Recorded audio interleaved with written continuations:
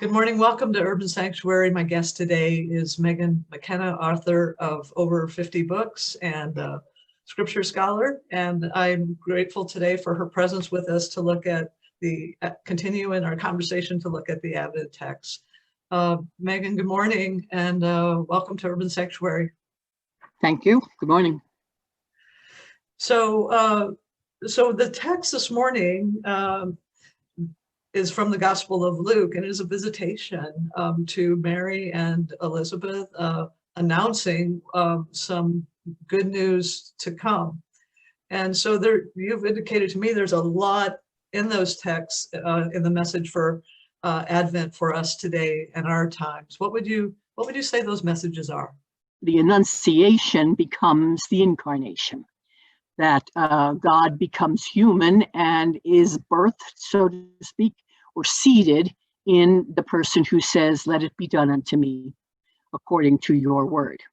That phrase, for anyone who is Jewish, who knows the Jewish scriptures, is the phrase of ritual acceptance of becoming a prophet.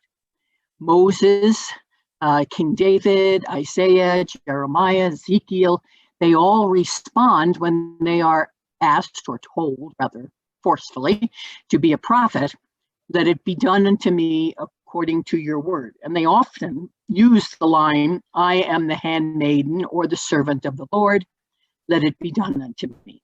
And so each person who asked for baptism would say, "Let it be done unto me according to your word." And the word would be seated in them, and they would begin the process. And it's a process of baptism, confirmation, and receiving Eucharist, not just the one moment of going into the waters. So the meaning, the experience behind the ritual of baptism is a sense of being overshadowed by the Spirit, of sort of surrendering to that, right? Saying, right. Let it be. Yeah. They basically, when you surrender, when you go down into the waters, and for the first 4 centuries, it was immersion, and you were baptized in the name of the Trinity, the Father, the Child, and the Spirit, and you went down 3 times, and each time they held you down a little longer, so you came up gasping for air, but you surrendered your life. You died in the waters, and you rose in the waters. But that was the actual baptismal ritual, which was a step in a long process of becoming a Christian. So this is the first step, let it be done, and the person would surrender in the words of the ritual to the community they were asking for baptism. We think of it as the gift of God becoming human in Jesus, but it's God's gift to becoming the Spirit in us. The Spirit gives birth to us, and we celebrate that that's the gift along with incarnation, that God became human and now he lives in our flesh. So it looks at the whole process of what it means to become bound intimately to God by the power of the Spirit, and then part of the community that is the good news of God to the poor of all the earth. So it's really our story. The body of God, the body of Christ coming into being in the world, in the flesh. And it's the good news the world needs to hear this year more than usual. Well, that's another thing, we discussed, and kind of as we were gathering, you and I, that this is an Advent like no other. I mean, this Advent is given a whole new dimension to the idea of watching and waiting. What can we imagine? What hence are there in the prophets and in these texts of Advent that give us some content for our reimagining of what might be next for us? Well, there's so much, it's hard to narrow down anything. Basically, all the texts deal with justice, with peace and light. And in Hebrew, the words for justice, righteousness, holiness, are very closely tied to the word for truth and light. And you can almost interchange them all. I thought the thing to do would be a story. It's a very old story from the Cherokee Nation. It's short, but it's about what needs to come into the world. It's about a spider again. They have a lot of spider stories. And it's grandmother spider this time. And it's about a time when the world was all darkness. There was no light. At least not that any of the animals could see. There are no people in the story, just animals. This is the way the story goes. And remember, the story tells the truth about us. Right? Once upon a time, most of the world was pitch black, utter darkness. All the animals were having trouble. The deer would go hopping through the forest. Their antlers would get caught in the trees. They'd stumble. The bears would come out of their dens and think, what's going on? It's still dark. Still dark. It's dark out there. Birds would start to fly, couldn't find their nests. Everything was going wrong. And one day, when they were sort of talking together about this, Raven, who flew far and wide, came and landed on a branch and said, "There is light. There's something on the other side of the world. I've seen it. Those people over there got light." They said, "How can we get it? Can we make a trade deal?" He said, "If they're not willing to give it, share it, we got to steal it." And they said, "Well, how are we going to steal it?" He said, "Like we do anything else. Somebody sneaks over, gets it, and brings it back." So they had a discussion on who they'd send. He says, "Well, it's got to be somebody who can hide because, they'll be able to see it coming." Finally, Possum kind of spoke up and said, "I'll go. I'm just a plain ordinary animal. Nobody will notice. And I can get it and bring it back." And they said, okay. So they sent him off with cheers and whatever. It took them a while to get there. But it was right. They had fire. They had light. You could see by it. So night did come, and Possum went up and grabbed some hot coals, stuck them. He used to have a beautiful tail. Stuck them in the back of his bushy tail and highlighted out of it. He ran and ran and ran, and the other animals could see him coming because there was a little bit of light coming across the sky from the east. And they said, "He's got it. He's got it." And as he ran, it got stronger and stronger. And he was running so fast, it stoked the fire. And by the time he got to everybody, no fire and no tail. And they said, "Oh, Possum, you look terrible." He said, I was the only way I could think to carry it back."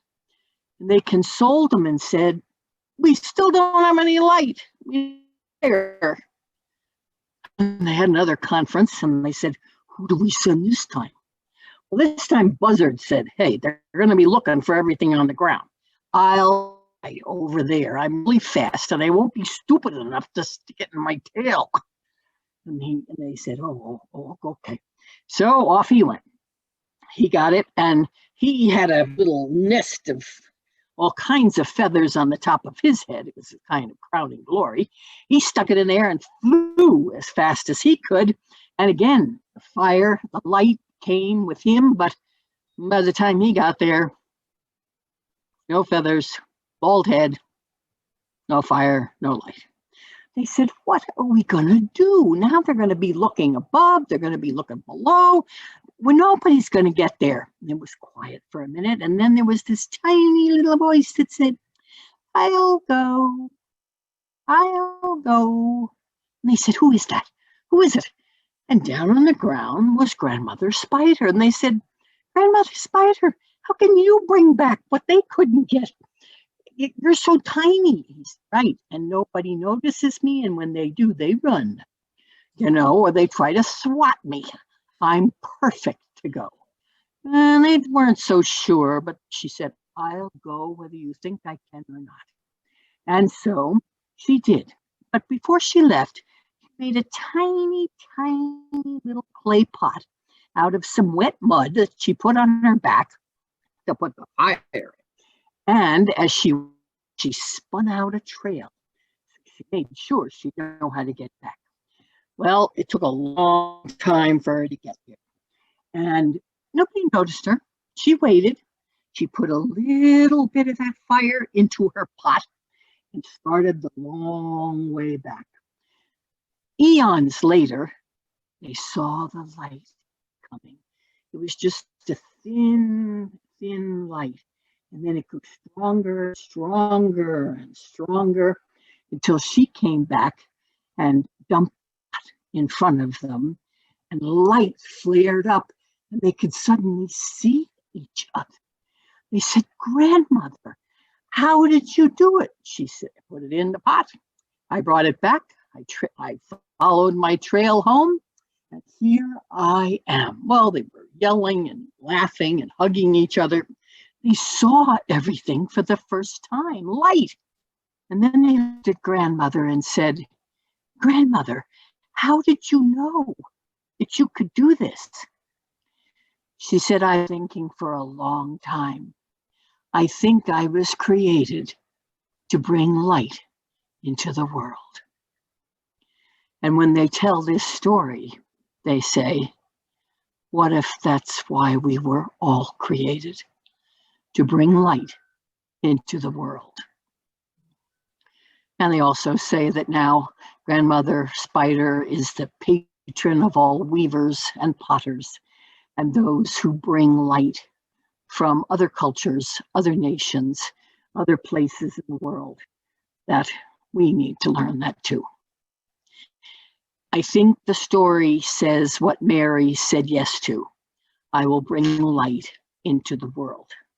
And when she and Elizabeth meet, John goes before the face of the Lord to prepare his way, light for those in darkness, light for those in prison. That is what Advent is about. And there are lots of people in our world that are intent on bringing light. All of the Roy in India, Greta, the young girl, there are all kinds of people like them trying to say, let's look at what's going on in different parts of the world. How do we bring light into the areas of darkness? How do we conserve and share the light, the justice that we have? That there's lots of people it's who we align ourselves with, like Mary and Elizabeth and John the Baptist, and Joseph, etc.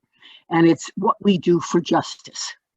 All the readings are about justice, and it's not just us, it's for everybody. So I think we need to start looking at who's already doing it, who's operating like Grandmother Spider, and also remember that there were a lot of buzzards and a lot of possums that paid a great price trying to do it, but couldn't bring it back. It's going to be a long journey, and it's going to be hard, but now it's our time to say, here I am, let it be done unto me and us together according to your word. Also, how many people you connect to. She immediately goes for Elizabeth and John, and the whole church year in some way is how you connect to more and more people doing the same thing, sharing the light. Shepherds, most unlikely people, are going to be the next group. And the Magi, foreigners, outsiders, strangers, are going to be the next group of people. So it's like there's no way you do this alone. Personal spirituality, if it doesn't connect us to other people, it's just our own selfish stuff.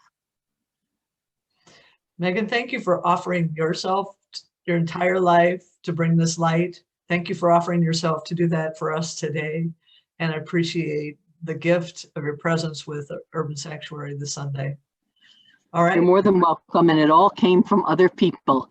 There is a saying among the First Nations, a gift is not a gift till it's been given at least twice. So I pass on to you what has been shared with me. Thank you so much. Happy Advent. Blessings. Blessings.